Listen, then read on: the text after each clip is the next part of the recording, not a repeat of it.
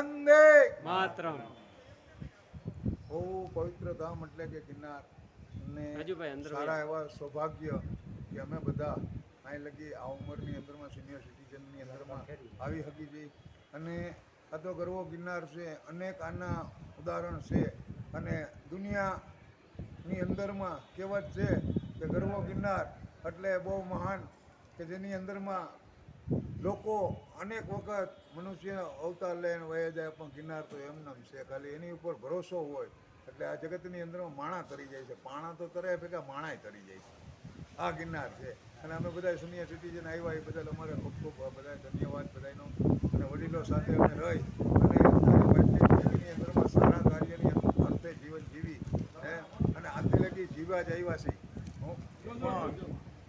પણ કે જે વડીલોની હવે પછીની જે આપણે પ્રેરણા અને માર્ગદર્શન મળે એ અતિ સુંદર અને સારા કાર્ય માટે હંમેશના માટે અમે એ લોકોના કાર્ય કરીએ. ધોરાજીની અંદરમાં સિનિયર સિટીઝનના હમણાં એક કેમ્પ થયો હતો.